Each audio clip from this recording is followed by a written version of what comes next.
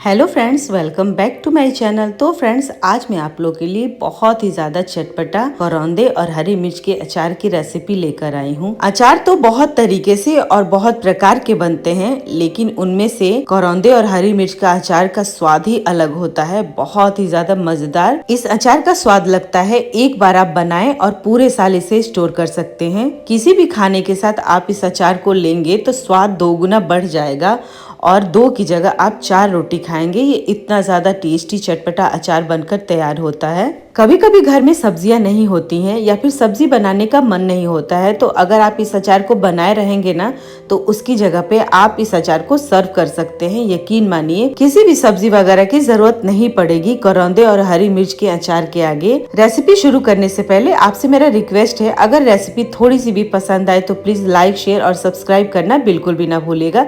तो चलिए रेसिपी को शुरू करते हैं।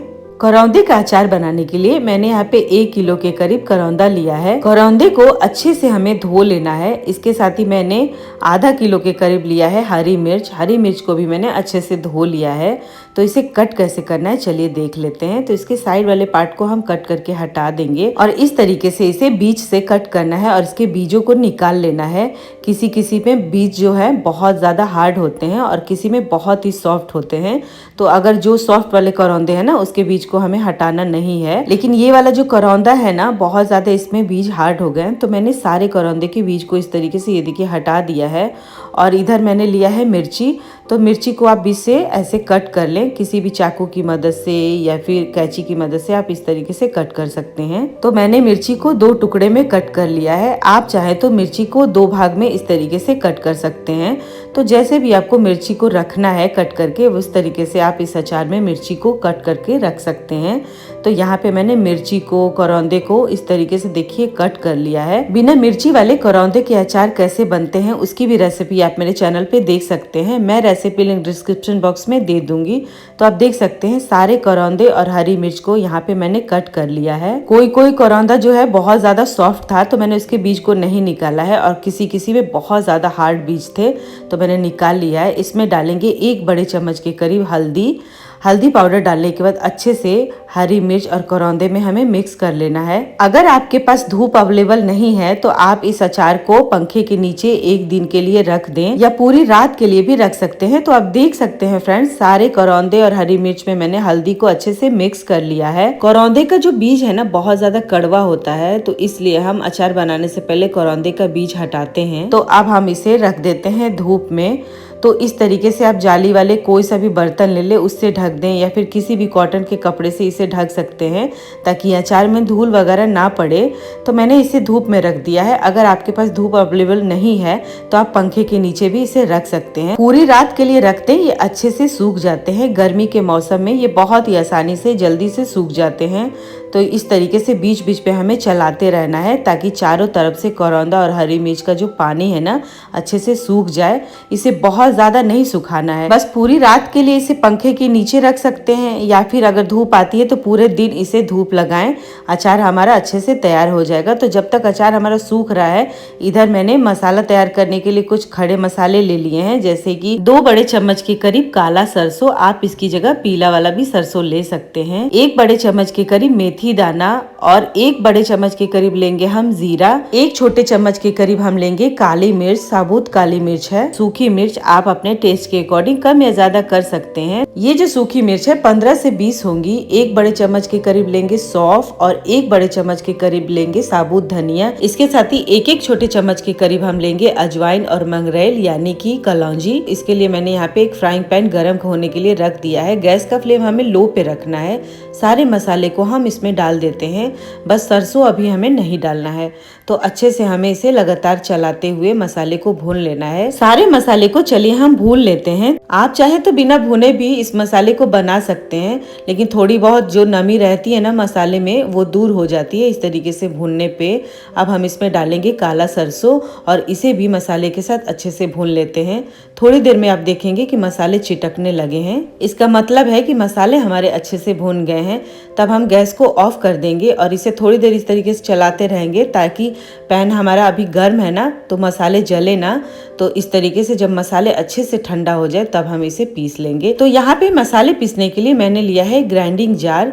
तो इसमें हम सारे मसाले को डाल देंगे। मसाले हमें दरदरा पीस कर तैयार करना है। तो इस तरीके से आप देख सकते हैं हमारे जो मसाले हैं ना बढ़िया से पीस कर तैयार हो गए हैं। मैंने ये अचार का मसाला बहुत ज्यादा पीस कर तैयार किया है क्योंकि हमें अचार के मसाले को स्टोर भी करना है। हम आधा ही अचार का जो मसाला है ना अचार में यूज करेंगे। तो आप देख सकते हैं सारे मसाले को मैंने निकाल लिया है एक बाउल में। और इधर हमारा जो करौंदा और हरी मिर्च है ना वो भी अच्छे से सूख गया है, आप देख सकते हैं। तो चलिए फ्रेंड्स इसका अचार हम बनाना शुरू करते हैं। एक करौंदा मैं आपको उठाकर दिखाती हूँ। ये देखिए कितने अच्छे से सूख गया है, लेकिन बहुत ज्यादा भी नहीं सूखा है। इसमें थोड़ी बहुत नमी भी होनी चाहिए। बहुत ज्यादा सूख जाएगा ना तो करौंदा हमारा हार्ड हो जाएगा। तो हरी मिर्च और करौंदा अच्छे से हमारा सूख गया है। और जो हमने मसाला पीस कर तैयार किया था ना अचार वाला, उसमें से हम 4 बड़े चम्मच के करीब मसाला डालेंगे और बाकी मसाले को हम स्टोर कर सकते हैं। और जब भी आपको कोई सा भी अचार बनाने का मन करे आप फटाफट से अचार बना सकते हैं या कोई भी अचारी सब्जी बना सकते हैं। तो यहाँ पे मैंने कुछ सूखे मसाले इसमें डालने के लिए अलग से लिए हैं, जैसे कि हल्दी पाउडर ये 1 छोटे चम्मच के करीब है, अजवाइन कलौंजी ये आधी छोटी चम्मच के करीब है, और 1 चम्मच के करीब मैंने लिया है यहाँ पे कश्मीरी लाल मिर्च। ये तीखा नहीं होता लेकिन कलर बहुत अच्छा आता है। और 1 बड़े चम्मच के करीब मैंने लिया है काला नमक। नमक हम लेंगे स्वाद के अनुसार, यानी कि 2 बड़े चम्मच के करीब लिया है मैंने सादा नमक। और 1 छोटे चम्मच के करीब हमने लिया है हींग। हींग इस अचार में आप जरूर डालें। सारे सूखे मसाले को हम अचार में डालेंगे। इसके साथ ही मैंने यहाँ पे लिया है एसिडिक एसिड। ये अचार में पड़ता है, इससे अचार आप लंबे समय के लिए स्टोर कर सकते हैं। तो सिर्फ 2 बूंद के करीब हम इसमें डालेंगे ये एसिडिक एसिड। आप इसकी जगह पे विनेगर भी डाल सकते हैं। तो जो भी आपके पास अवेलेबल है आप अचार में डाल सकते हैं। इसके साथ ही मैंने यहाँ पे लिया है अचार का मसाला। कोई सा भी अचार जब खत्म हो जाता है उसके बाद ये जो मसाले बच जाते हैं ना, किसी भी अचार के मसाले इस तरीके से बच जाते हैं। इसके साथ ही तेल भी बहुत सारे बच जाते हैं। तो हमें इस अचार के मसाले को अचार में ही डालकर यूज कर लेना है। इस तरीके से आपके अचार के मसाले भी बर्बाद नहीं होते हैं और आप अचार में इसे डालकर यूज कर सकते हैं। अचार का स्वाद बहुत ही ज्यादा बढ़ जाता है। तो इसीलिए फ्रेंड्स मैंने अचार का जो मसाला तैयार किया था ना पीस कर, उसमें से हम 4 बड़े चम्मच के करीब अचार का मसाला डाले हैं, क्योंकि हमें ये बचे हुए अचार का मसाला भी डालना था।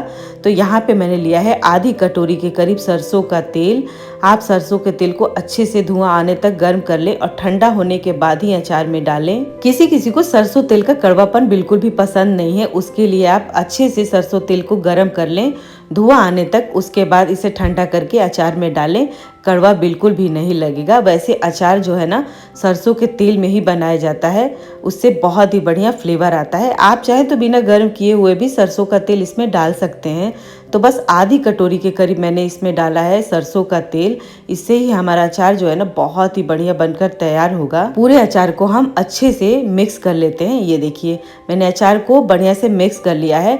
करौंदे और हरी मिर्च में जो अचार के मसाले हैं ना अच्छे से मिल गए हैं। अचार को रखने के लिए मैंने यहाँ पे लिया है कांच का कंटेनर। आप चाहे तो प्लास्टिक का भी कंटेनर ले सकते हैं। कंटेनर कांच का हो या प्लास्टिक का, बस साफ सुथरा होना चाहिए। जार में जो है बिल्कुल भी नमी नहीं होनी चाहिए, नहीं तो हमारे जो अचार है ना लंबे समय तक बिल्कुल भी नहीं चलेगा, अचार तुरंत खराब हो जाएगा। तो सारे अचार को हम जार में इस तरीके से देखिए भर लेते हैं।